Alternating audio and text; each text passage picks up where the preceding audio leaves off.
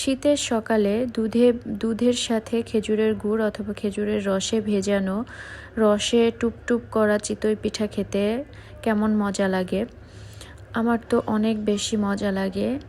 আগেকার দিনে ছোটোবেলায় নানি বাড়ি বা দাদির বাড়ি সারা রাতের বেলা চিতই পিঠা বানিয়ে খেজুরের গুড়ে অথবা খেজুরের রসে ভিজিয়ে সারা রাত ভিজিয়ে রেখে সকালে পিঠাটাকে খেতে দিত আমাদেরকে।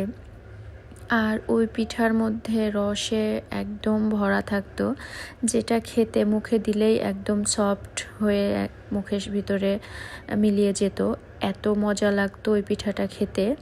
বাট এখন আর গ্রামেও মনে হয় না এরকম পিঠা খেজুরের রসে ভিজিয়ে করে। আমি জানি না, আর শীতকালে তো যাওয়াও হয় না গ্রামে। শহরের বাসায় আসলে এগুলো করাটা অনেক বেশি টাফ। তারপরেও আমি কখনো করিনি, বাট আমার ছোটো খালামণি আমাকে চিতই পিঠা বানিয়ে এরকম দুধ দিয়ে খেজুরের গুড় দিয়ে মিক্সড করে সারা রাত ভিজিয়ে রেখে সকালে খেতে দিয়েছিল, যেটা খেতে অনেক মজা ছিল, অনেক ভালো লেগেছে খেতে। চিতই পিঠাটা সচরাচর বাহিরে আমরা খাই বিভিন্ন ধরনের ভর্তার সাথে। বাসাতেও অনেকে ভর্তা দিয়ে চিতই পিঠাটা খাই। আমার ভর্তা দিয়ে চিতই পিঠা খেতে একদমই ভালো লাগে না। বাট এই যে খেজুরের গুড় দুধের মধ্যে মিক্সড করে ভালো মতো জাল করে এর সাথে যদি একটু নারিকেল কুড়া দেওয়া হয় তাহলে আরও বেশি মজা লাগে। আমার খালামণি এটার মধ্যে একটু নারিকেল কুড়াও দিয়ে দিয়েছে। নারিকেল কুড়া দিয়ে ভালো মতো দুধটাকে জাল করে নিয়ে তারপরে পিঠাটাকে দিয়ে দিতে হবে।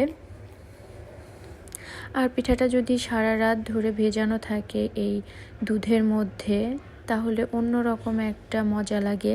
সারা রাতে পিঠাটা অনেক সফট হয়ে যায় আর খেতেও অনেক ভালো লাগে। অনেক সময় চিতই পিঠাটা সফট হয় না আর কি, যদি বাহিরের থেকে পিঠা কিনে নিয়ে এসে দুধের সাথে ভেজানো হয় সেটা অনেক শক্ত শক্ত হয়ে থাকে। আর এই পিঠাটা এই যে দেখছেন, যেটা গরম গরম ইনস্ট্যান্ট আমি একটু খাওয়ার জন্য আর কি নিয়েছিলাম, এটাও অনেক সফট হয়ে গেছিলো, দেখে বোঝা যাচ্ছে ভেঙে যাচ্ছে। বাট এটা যদি সারা রাত ধরে ভেজানো থাকে আরও বেশি সফট হয়ে যায়, যেটা আমার খালামণি সারা রাত ধরে ভিজিয়ে রেখেছিল পিঠাটাকে। এটা আসলে যখন বানায় তখনকার শর্ট নেওয়াটা। আর সকালবেলা যখন আমি পিঠাটা খাচ্ছিলাম এত বেশি মজা ছিল আর এত সফট ছিল, অন্যরকম একটা টেস্ট ছিল।